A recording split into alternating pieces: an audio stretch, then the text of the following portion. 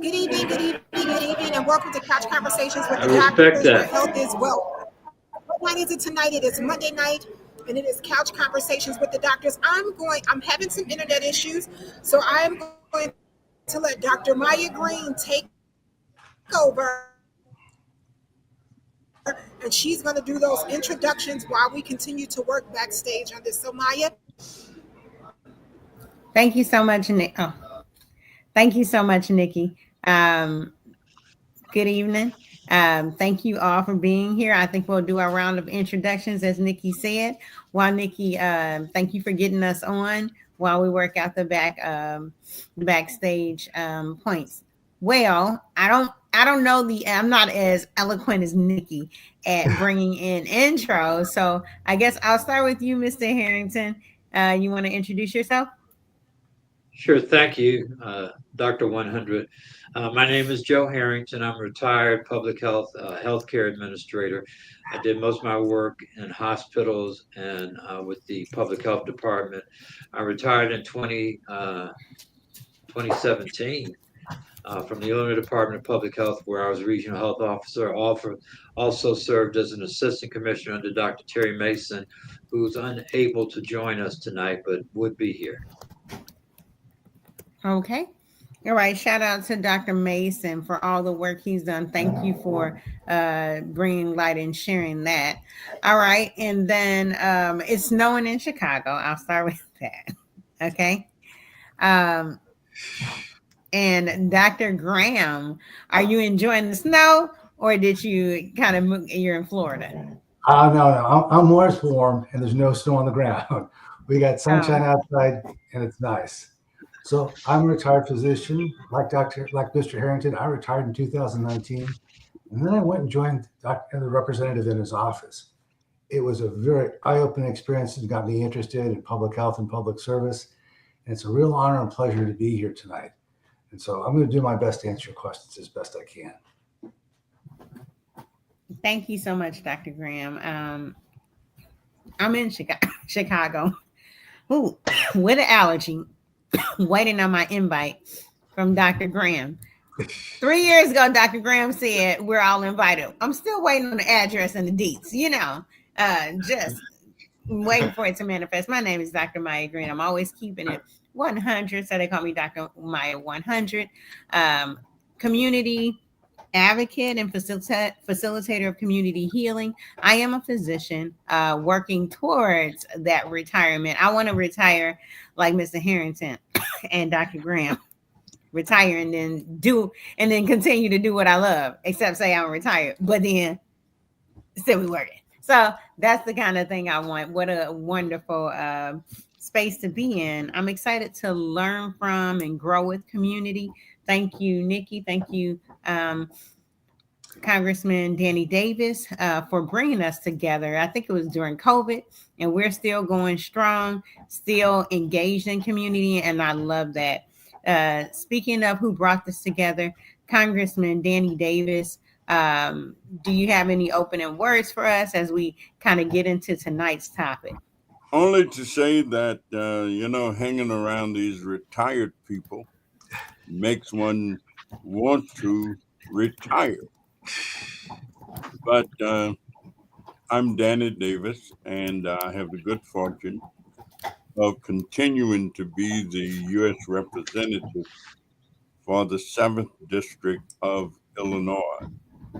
And the interesting thing is that, notwithstanding all the progress that has been made relative to healthcare, what we understand about it, what we understand how to prevent some illnesses and diseases from occurring as much as they do. Healthcare still remains one of the very top issues on people's minds in the United States of America. There was a time when you could ask the question, and health would be way down number 10, number 9, number 12. And I think it was because at that time people didn't think there was as much to be done or they could do as much. They would say, it's the will of the Lord, it's the way Mhm. things are. But now people know that there are so many things that you can do yourself, individually, things that we can do collectively, and things that we can advocate to be done. I have enjoyed working in the health arena.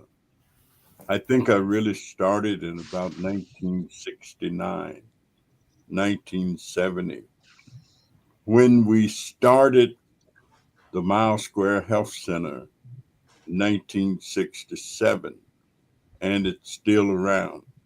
When we started the Martin Luther King, I was simply a young person looking for a job, and I managed to get one.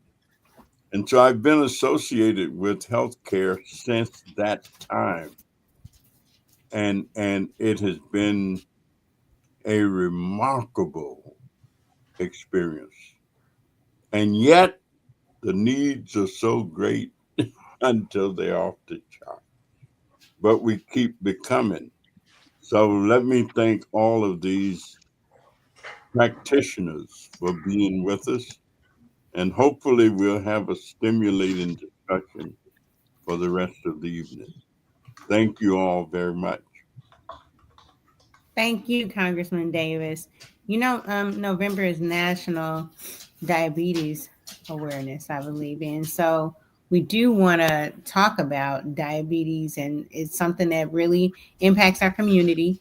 I think it's always important to talk about it, not only during this month, but to have a continued conversation about it. Because, Congressman, you mentioned things that are sometimes preventable. Diabetes is sometimes preventable. There are versions and occurrences of diabetes that are not as preventable for other things, but the onset, and it's one of those things that once it starts, it goes. And so the food is medicine, or medical therapy, or exercise, or different modalities that we have once diabetes is in play. And I wish Dr. Hampton was here, because I think he talks about reversal, and I talk about it as maintenance, whether it's food is medicine or whatever it is. It's one of those things where the process you definitely want to maintain and keep a hold of. So before I kind of get into diabetes, I know I always have a lot to say about it. I want to open the floor up to anybody, because I think everybody on here tonight has experiences from some standpoint with diabetes, and everybody here tonight in their own way is an expert. So I don't know if I Well, if hear I Dr. can, Graham say going off. I'm going to throw a question. So, as you've worked in healthcare and in public health, and that's the broad spectrum. When it comes to diabetes, do you think that we've done as effective a job of educating people as we possibly could in terms of how to care for themselves?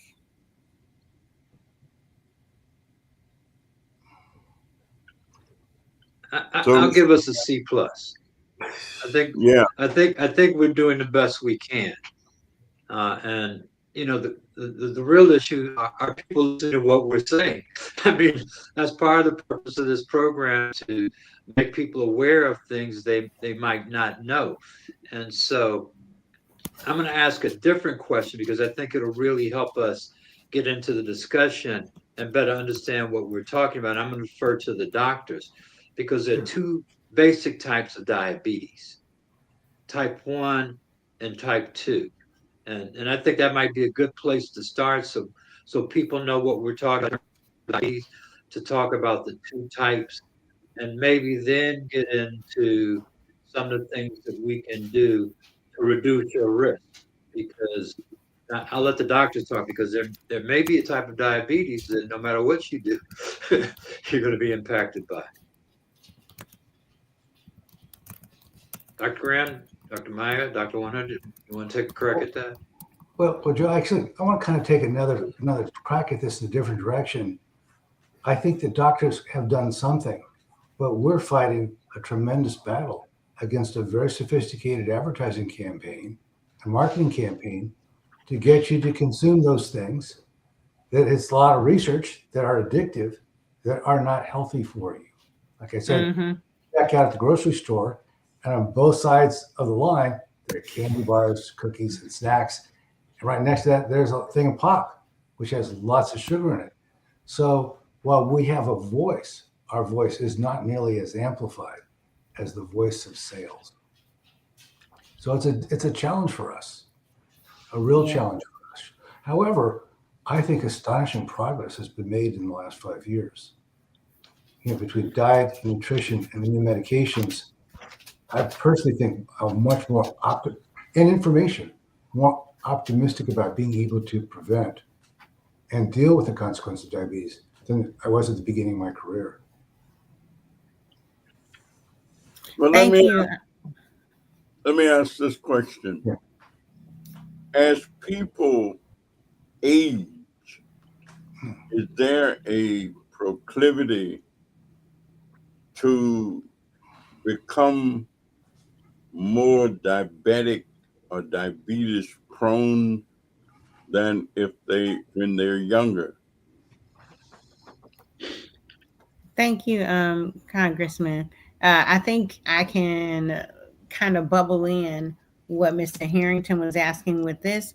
So, the short answer is, as life progresses, um, the course of diabetes and increases, the likelihood of kind of having pancreatic, you know, insufficiency increases. So, to I didn't know, Dr. Graham, if you wanted to get into diabetes one, given your expertise, but I'll take a stab at it, and Please then do. you can, so diabetes type one. So diabetes type one is basically your immune system attacks and destroys some cells in your pancreas called beta cells. All right, they're called beta cells. That's the name of them, right? And so the body it's an autoimmune situation where the body kind of says, hey, beta cells of the pancreas, we no longer recognize you as part of the body, and then we're going to go ahead and attack you as if, and try to get you out. It's the same process you see sometimes with thyroid disorders, where the body will attack the thyroid or any other kind of organ, right? And so that's type one. When that happens, a person is usually going to be either a child or adolescent. Now, I've seen one or two cases where they discover it as an adult, but usually type one. And I like to think of type one because I say, hey, type one is more likely to happen first. One and first, right? So that's childhood and adolescence. And it happens not because, as Congressman was explaining, during the course of things, there's just a general dysfunction of those cells. It happens because the body's autoimmune system kind of turns against itself, right? And then in autoimmune, that's not related to lifestyle. Just keep in mind that type 1 is not usually related to lifestyle. And then it's sudden because the body kind of turned in on itself, right? And so the treatment usually requires supplying that insulin, because those beta cells that I mentioned are the cells that make insulin and control insulin in, insulin out, things like that. So to substitute for that, you're going to need usually an adequate amount of insulin injections, or now, as Dr. Graham mentioned, with advances, there's a pump. Earlier, I said for the most part, there tends to be some level of prevention that comes into play with diabetes. And I said, well, not always. I was talking about type 1. So type 1 happens first, earlier in life. Remember, first, childhood or adolescence. Autoimmune, body turned against itself. So when did it happen? All of a sudden, right? Because all of a sudden it's like, we don't recognize you anymore. And then you just supplement that with insulin. Then I'll move to type 2. So Congressman um, Davis, you mentioned there could be a process where as we sorry for coughing, as we mature, that kind of insufficiency happens. So when I talk about diabetes to patients, I usually mention it like, okay, I wear glasses, right? And people always say, oh, you have nice glasses. Well, that's because I've been collecting glasses since I was a teenager. Why? Because my mom wears glasses, my dad wears glasses. Genetically, the way our eyeballs are created, they're not as efficient as other people's eyeballs. So we need glasses sooner. You hear about like, oh, you have heart failure in your family where the heart just gives out at an earlier age, or you may have this disorder in your family, right? Where that organ is just set up differently. Well, type 2 diabetes, your pancreas is just set up differently. People don't like to think about it. They call it sugar, or sugar too high, sugar too this. Diabetes is pancreatic insufficiency. Just like I wear glasses because my eyeball is inefficient at visualizing, right? And it does have a genetic component. It runs in the family. So part of while part of it is preventable, that predisposition, like, is my pancreas one of the pancreases that might give out? And for me, my answer is yes, because my mom and dad had diabetes, just like they had the eyeglasses. So what do I do? Have I been diagnosed with diabetes yet? No. What do? I watch what I eat. So food, for some people, food is medicine. Dr. Hampton is very good with his patients at saying, hey, you were diagnosed with diabetes, so your intake is going to be different, right? And guess what? It'll happen gradually because you got a whole pancreas with a lot of cells. This cell might be give out, this cell might be still working, but over time, with the overload of things that need insulin, it kind of gives out, kind of what Congressman Davis was saying. So usually you'll see it in adulthood, right? And it is associated with lifestyle factors, right? So if I know my pancreas can't take a load of sugar, a lifestyle factor for me could be exercising, so my muscles and my other tissues are more efficient in producing and helping with insulin and getting rid of sugar. I can exercise so I can use some of that energy that is sugar up. I can take in less sugary things. So lifestyle does help this one, whereas in type 1, it's not usually associated with lifestyle, right? And then, like Congressman Danny Davis mentioned, the gradual onset, because here's my pancreas, this cell died, this cell was still trying to hang on. Some cells are trying to compensate, and then eventually, kind of that churn, they can run out. So you can see that gradual onset. And then you can do what Dr. Hampton said, try to, control it with nutritional intake, exercise, and then you can get into oral and sometimes insulin medications as those cells kind of die out and don't produce that insulin, and you need that insulin. Sorry. And so type 2, for that reason, Congressman Davis, is the one that's sometimes preventable, or what some people say, delayable, because if the cells start to die out due to overwhelming dysfunction over time, that's just what happens. I hope I answered. I know that was a lot. I hope I answered it adequately. Anyone have anything else to say about it? Dr. Maya, you can take my. Go ahead. Sorry, say it again. I said, please, you could take my boards for me. That was a great explanation. Thank you. Yeah, I think it was great, but that, and what may be helpful, and I did look at a list of common symptoms of diabetes, because most of us go by symptoms, and we have a symptom, we're more likely to see a doctor. And so I'm going to go through the list of common symptoms, which I just made a copy of, for type 1 diabetes, type 2 diabetes. This would tell you that you may have diabetes, but it may mean that you have a problem.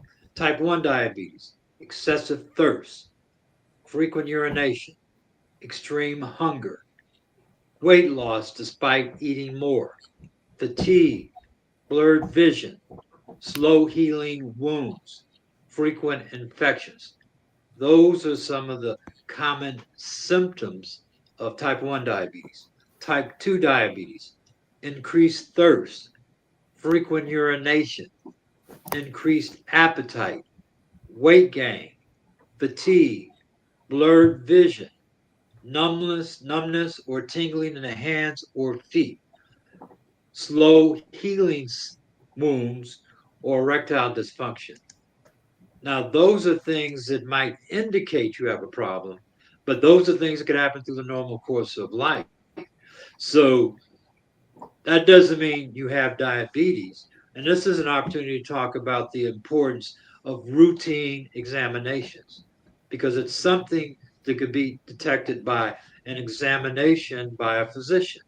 And if you're seeing a doctor and in a system where you're getting regular health care, every year you'll have a physical exam. Every year they will draw blood, they will take urine, they will analyze those specimens. And if you're at increased risk, they'll let you know. And more importantly, if you have diabetes, they will let you know. But the worst thing that people could do is to wait until they have what they call a symptom. The best thing to do is to be in some type of routine care.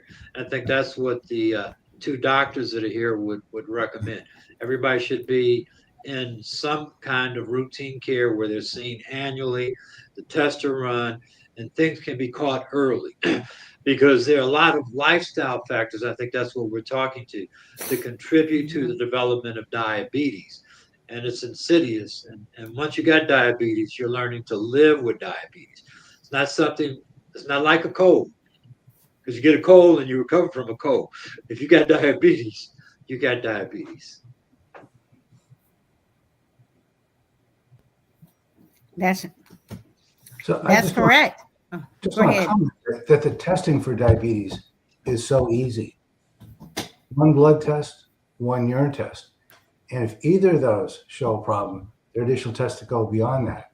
So these are not expensive. They're routine. They're done in all the labs, every place you could go. So it's really relatively easy and inexpensive to get it checked out. That's right. Oh, that's right. And, a common question I have is what is the difference between that glucose finger stick and the lab you take and that hemoglobin A1C? A lot of my patients come in and I'm like, how is your intake? And they're like, yeah, it's going great. You take their finger stick that day. That finger stick is like not above 99, not above 110, things like that, right? Then we draw the hemoglobin A1C, and the hemoglobin A1C says there's some imbalance. When that finger stick in the office says something different. So I'll also take this time to talk a little bit about that. The finger stick tells me it's like taking a picture of what's happening right now. Like you're out, you're somewhere, boom, I snap a picture. Hey, my hair is doing this. I saw a picture of somebody. I took that the other day. My hair was looking crazy, but that's how my hair was at that time. At that moment in time, that's what that glucose tells me. Okay. Now, hemoglobin A1C. It's like watching one of those time lapse things. Why? Because it tells me the percentage of sugar or glucose that's stuck to my red blood cells. Red blood cells on average will live 90 days. Right. I got some newer ones that just came out yesterday. I got some that's 3 months old. Right. And it'll say when I compare the new ones, because guess what? If I didn't eat a lot of sugar yesterday or whenever, then the ones that came out today don't have a lot of sugar on them. So my glucose is not going to be high on those. But say last week, I was eating whatever, and it's the holidays. So I was doing whatever. I was eating a lot of stuff and my glucose was building up. The ones that are 30 days old, the ones that are 60 days old, they may have it. So my hemoglobin A1C, hemoglobin is one of the proteins on the red blood cell. My hemoglobin A1C percentage is the percentage that of essentially red blood cells that have sugar attached to them. And that number, that's the number your doctor takes and is like, okay, your sugars are this, so I'm going to put you on this long term.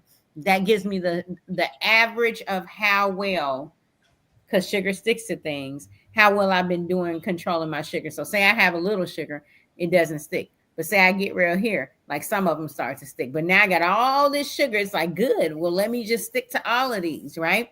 And that's how the doctor knows. They're always like, how did you know? That's how the doctor knows how well the balance of glucose has been. And that could be genetic, and it could be due to my sugar intake. And then the other thing I want to say is while I haven't been diagnosed with diabetes, I will share that I was diagnosed with prediabetes. Speaking to how, which refers to diabetes, the second type.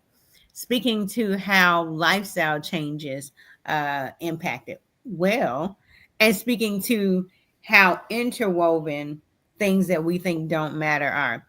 During COVID, I did a lot of work that I feel is tied to my purpose, right? But seeing the impact that it was having on community was stressful and depressing. I am one of those people that I like to eat ice cream when I'm a little down, right? So without even knowing that I was eating a lot of ice cream, I started amassing different types of ice cream, Jenny's, Breyers, Haagen-Dazs, all those things. And if your little brain is lighting up, then you have a sugar a sweet tooth too. And so when I went to the doctor because they were like, hey, it's COVID. You haven't been in a doctor in like a year and a half. You need to come, because I got distracted, even though I'm always like, go to the doctor. I got distracted, didn't put myself first, went to the doctor, labs come back, hemoglobin A1C comes back. And my hemoglobin A1C at that point was 5.9. Okay. She tested again, it's still up, pre-diabetes, right? And so I was out with my mom and I decided I was going to have a peach cobbler. And my mom decided she was going to have it. She's been diagnosed with diabetes. And I said, Mama, you can't have that. You've been diagnosed with diabetes. And she said, well, you was diagnosed with pre-diabetes and you got it. And I was like, but I have pre-diabetes. Now I'm a doctor. And my mom said one of the most profound things. She said, Maya, having pre-diabetes is just like being a little pregnant. If you don't watch it, it's all going in the same direction. Now I'm a doctor. I had never thought about it like that. It was my mother that was like, hey, why are you telling everybody to do these lifestyle changes? You need to do them too. Do them now. Don't wait for the diagnosis, as Dr. Mason would say. So that just shows you how stress and things like that, if you don't watch it, come into play, and then it starts to impact and manifest in other things that may be preventable. I will say I've been sticking to the gym, doing what I need to do, and I have not been diagnosed with diabetes, but it's upon me, like Dr. Hampton would say, to maintain that intake and maintain that activity so it doesn't go in that direction. So that's what I would say about it. If you are diagnosed as being pre-diabetic, there are life changes that you can make that in all likelihood may prevent you from flipping over and becoming diabetic.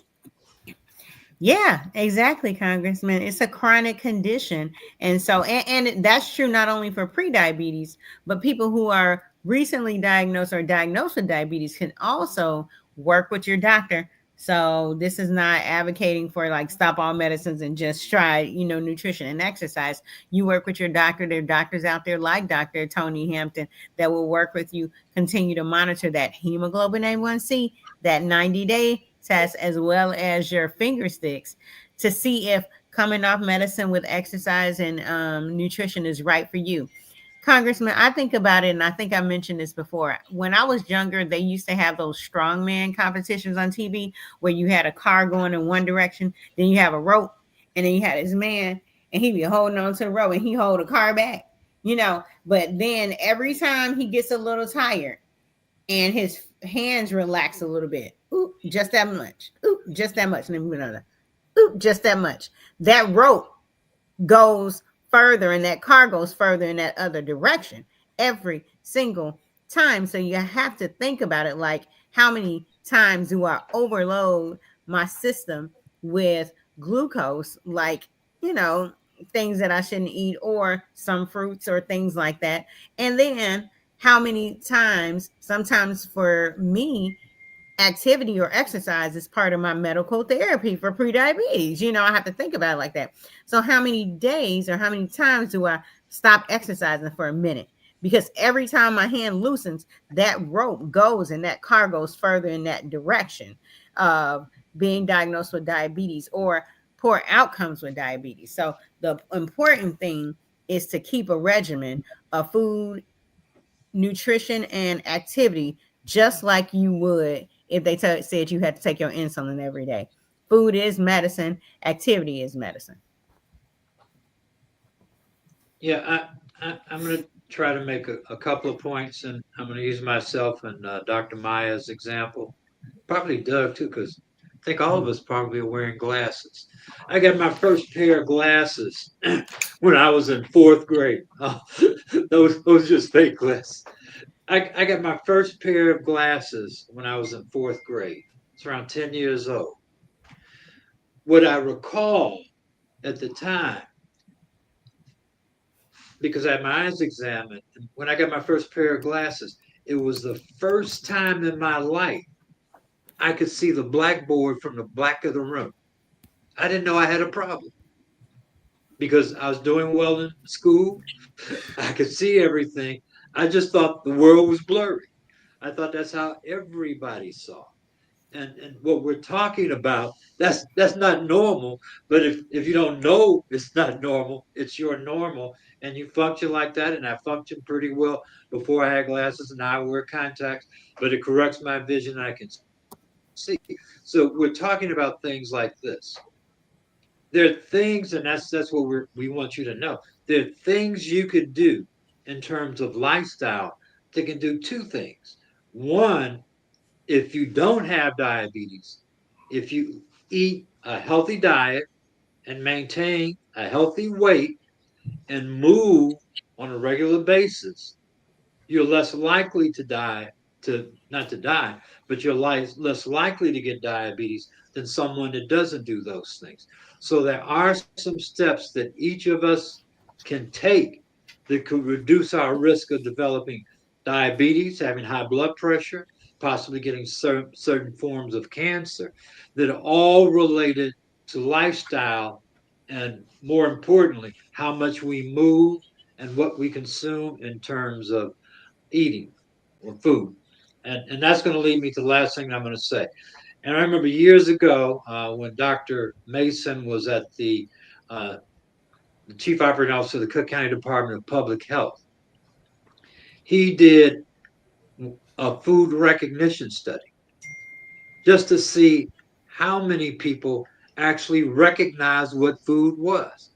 Because nowadays we talk about food more or less in terms about food we purchase. A hamburger is not made, it's not food. It's a meal that consists of food items, and some of those are nutritious and some of those are not. And so you have to be able to distinguish what those things are. And I think there are ways to do it, but the bottom line is you have more control, and that's what I was saying. You have more control over your health because you have control over what you eat, how much you eat, and Mm-hmm. how much you move. And I see Pastor Size joined us. It's always good to see Pastor Size. Thank you. Good to see you all as well. Thank you. Pastor Side, we're talking about diabetes awareness. Um, and we've talked about a lot of the physical manifestation. I think I got into a lot of how in my life, but I imagine in everybody's life, how stress and ways that we cope with stress. And for me, unhealthy habits like, I was eating, and that was the year Jenny's ice cream was really popular, and Jenny's was coming out with all those flavors, and I had a calendar. You know what I'm saying? And you hear me? And so, talking about how I went to the doctor and got checked and found out I was diagnosed with prediabetes at the time. And so we were sharing our stories, our experiences, but also facts about diabetes. I don't know if you have anything you want to share about approach to community care or any kind of thing like that. Sure, and thank you. When I came in, good to see everybody.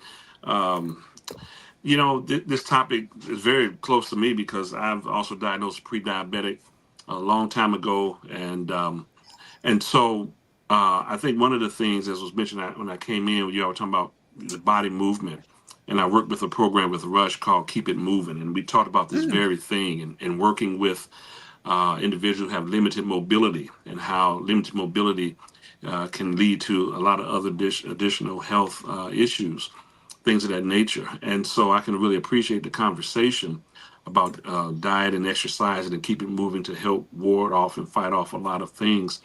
But I think in terms of this topic, as we do dieting, exercise, and other things in that regard, as you mentioned, Dr. Maya, that I think it's important too, our spiritual health, right? In terms of being centered, being aware, right, and where our spirituality and our relationship with God, whomever, how that goes, can help us deal with a lot of that stress, right? A lot of inward stress that causes a lot of sickness and disease within us, or it contributes to it. And I think when we have a spiritual life and a healthy spiritual life, that can help us. When we discipline ourselves spiritually, I think that can help us discipline ourselves in other areas as well to be healthy and have this wholeness, right? And so that's my journey.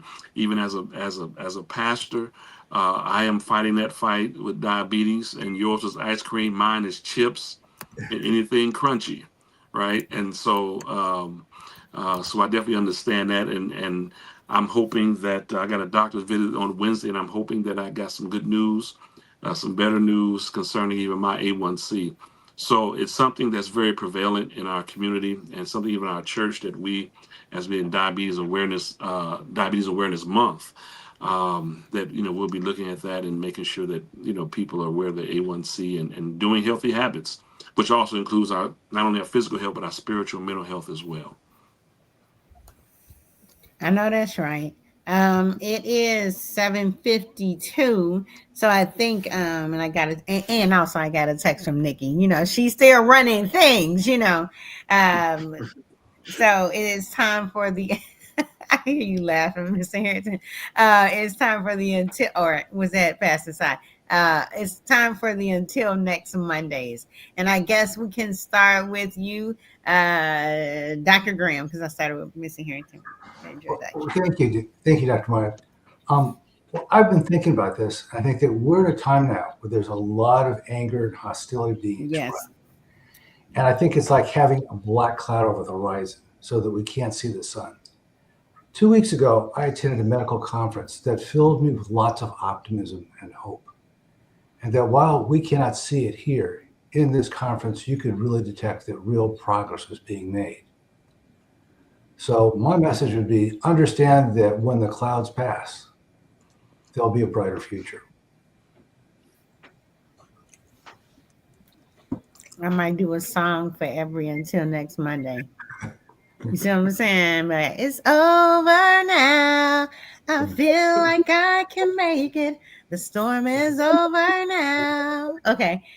Mr. Harrington. Yeah, I gave a talk on this topic. It's really a verse from Matthew 9, 2022. And behold, a woman which was diseased with an issue of blood 12 years came behind him, touched the hem of his garment. For she said within herself, if I may but touch his garment, I shall be made whole. And Jesus said to her, your faith has healed you. And so faith does play a role in it, but your faith alone will not heal you if you don't do some of the things that we're suggesting you do. Your faith and your ability to make those changes will heal you. Amen. Yeah, I remember that song. For I have touched the hem of his garment, and his blood has made me whole. Okay, that's my last song. I'm in the singing mood. All right, Pastor Si. Now, if you say a scripture, then I'm gonna sing a song. Hey, well, you